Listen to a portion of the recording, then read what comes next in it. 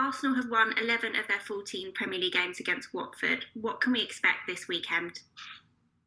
But every game is different. You have a new manager, a team that needs wins, as we do. And in this league, any team can cause you a problem, can beat you, and you always have to be aware of that.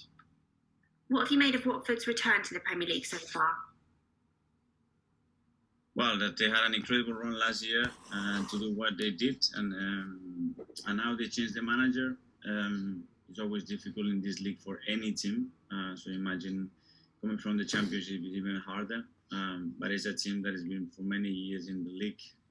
They are our neighbors. They're just next to us, and like any team, tough to beat. Lastly, for me, any injury updates from Kieran Tierney and Granit Xhaka? Yeah, Kieran, he's been training the last 2 days. He's feeling much better. So hopefully he will be able to be available. Thanks, Mikel. Good luck for the weekend. Thank you. Thanks, Rebecca. We'll go to Jeremy Langdon from Sky. Yeah, hi, Mikel. Tierney's return to fitness gives you a bit of a dilemma, doesn't it, with Tavares playing so well. And also Steve Clarke's expecting Tierney, or hoping Tierney can join up with Scotland for the qualifiers. Do you think that's realistic for Tierney to play for Scotland next week?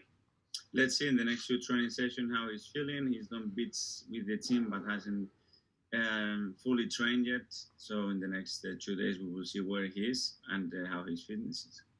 And on the selection dilemma with Tavares, how do you see that one, Tierney and Tavares?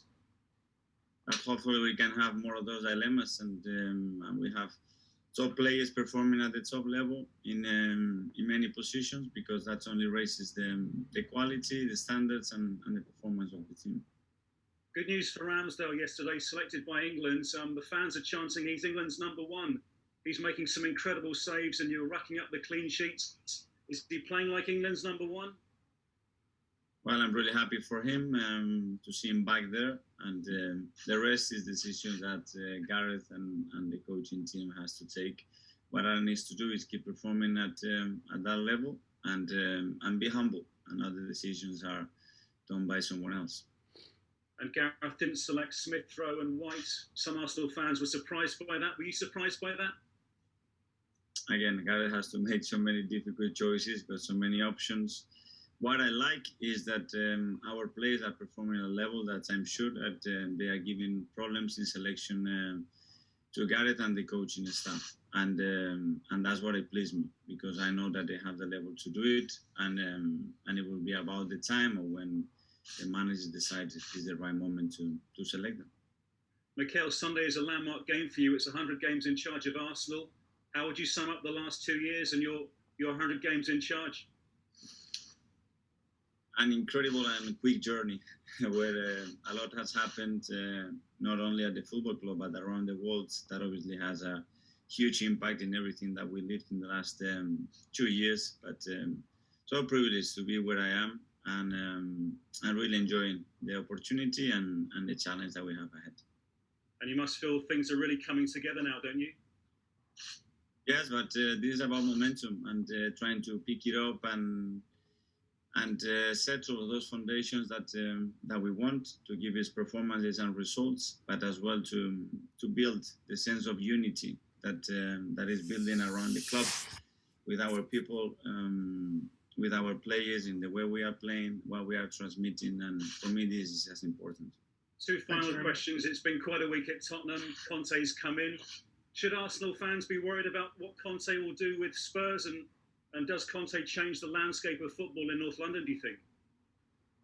Well, first of all, I would like to send a message to Nouman and the coaching staff, because it's always tough to see a colleague leave their job, and Nouman is doing extremely well in this country, and he has proven to be a top manager. They have made a decision to bring somebody else. We know that he has a really successful past in the last 2 places that he's been, and I will see what he does here.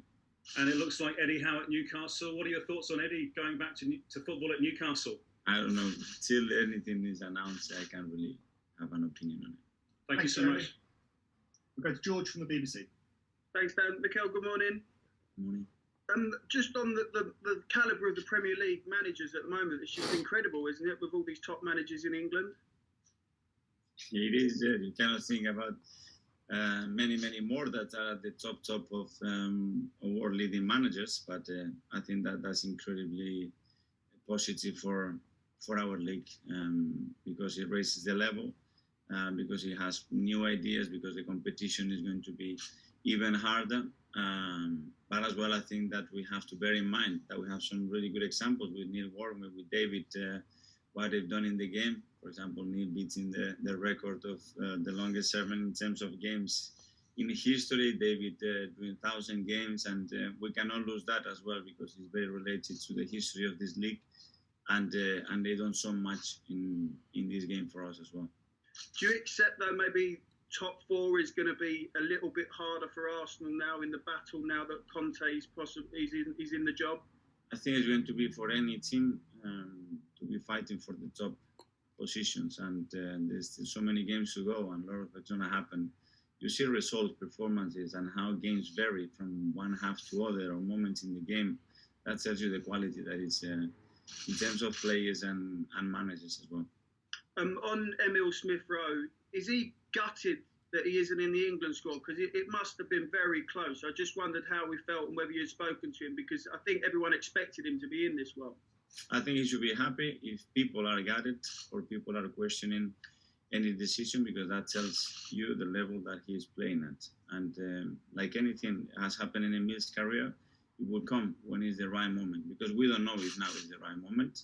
Gareth knows much better than us to judge what he thinks about the role that he could have in that team. And if he's decided that it's not the right moment, I'm sure it was very thoughtful process and the right decision.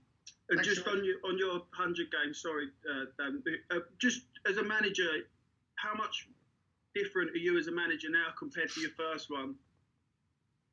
Sorry? How much different are you as a manager now compared to your first one? What have you learned over the 100 games? I mean, we all update every year like any computer, and with everything that has happened to us, even more. So, yeah, I am different. I see things different. You evolve in certain things. You learn a lot of things. I don't know. We keep evolving. Thank you. Good luck. Thank you. Thanks, George. Ian from TalkSport. Good morning, Michel. How are you? I'm good, thank you. Regarding the 100 games, I mean, you've been through so much. You've been through such a roller coaster even this season. How much experience have you gained or stand you in good stead to maybe get to 1,000 games? As you mentioned, David Moyes and Neil Warnock's achievements this week. Well, I'm nowhere near. I would like to have their recipe to see how they've done it, to stay in the game for so long, and as well to see. I know David, the enjoyment and the passion that he still has for the game, because I work with him.